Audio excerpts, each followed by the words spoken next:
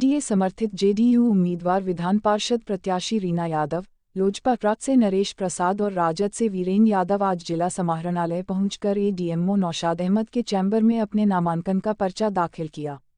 नामांकन के पूर्व जहां रीना यादव सरकार के उपलब्धि बताते हुए कहा कि मुख्यमंत्री नीतीश कुमार ने पंचायती राज व्यवस्था में महिलाओं के लिए 50% का आरक्षण देकर एक अनोखा मिसाल पेश किया है।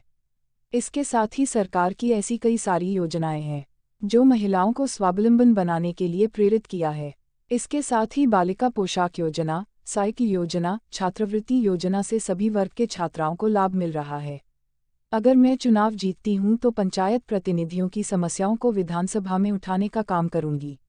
लोजपा ट्रक के उम्मीदवार नरेश प्रसाद ने कहा कि त्रिस्तरीय पंचायत चुनाव में जीतकर आने वाले जनप्रतिनिधियों की समस्याओं को लेकर वे लोगों के बीच जाएंगे। अगर वे चयनित हो जाते हैं तो उनकी समस्याओं को सरकार के सामने लाकर उससे अवगत कराते हुए उसके निराकरण का काम करेंगे। तो वहीं राजद समर्थित उम्मीदवार वीरेंद्र यादव ने कहा कि वे युवा प्रत्याशी हैं। ऐसे में हाल में संपन्न हुए पंचायती राज चुनाव में जीतकर आने वाले युवा उनके साथ हैं। निश्चित रूप से उनकी जीत सुनिश्चित है और वह जब जीतकर आएंगे 6 सालों के कार्यकाल के दौरान जनप्रतिनिधियों को योजनाएं दिलाने का काम करेंगे। इस मौके पर समाहरणालय के बाहर तीनों उम्मीदवारों के समर्थकों की भीड़ लगी रही। सभी समर्थक अपने अपने उम्मीदवारों के जीत का दम भर रहे हैं। क्या चुनावी मुद्दा आपका है और किस तरह इस रण क्षेत्र में जा रही हैं आप?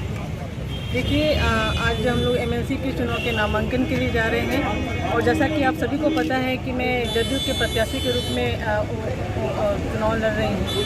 तो जिस तरह से माननीय मुख्यमंत्री जी ने हमारे नालंदा का इतना संपूर्ण विकास किया है, महिलाओं को आरक्षण देकर के उनको आगे बढ़ाने का काम किया है, त्रिस्तरीय पंचायत प्रतिनिधियों में भी 50% आरक्षण देकर के मुखिया और वार्ड सदस्य, पंचायत समिति सदस्य, जिला परिषद के सदस्य, अध्यक्ष, उपाध्यक्ष, मेयर, उपमेयर, बहुत सारे पदों पे उनको जो है सुशोभित किया है। तो मैं अपने माननीय मुख्यमंत्री के जो सिद्धांत हैं, उनके जो विचार हैं महिलाओं को आगे बढ़ाने के लिए और समाज में उनकी भूमिका को और अग्रसर करने के लिए इस स्तर पे और काम करने की कोशिश करूँगी।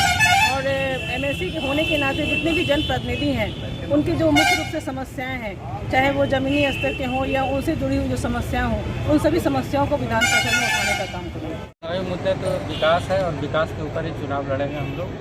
खास करके जो हमारे त्रिस्तरीय जनप्रतिनिधि चुन के आते हैं उनकी जो समस्या है उस समस्या को लेकर के लोगों के बीच में जाएंगे और सरकार के आगे अगर चयनित होकर जाते हैं तो सरकार को मुद्दा उठा के उसके बात करेंगे। युवा नेता हैं, युवा कैंडिडेट हैं,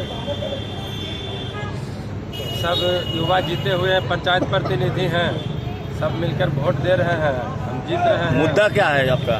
मुद्दा विधान परिषद का जो कार्यकाल रहेगा सब वार्ड सदस्य के पास पहुंचाएंगे और क्या मुद्दा रहेगा, विकास रहेगा, ग्रामीण विकास जो रहेगा विधान परिषद का काम हम करेंगे।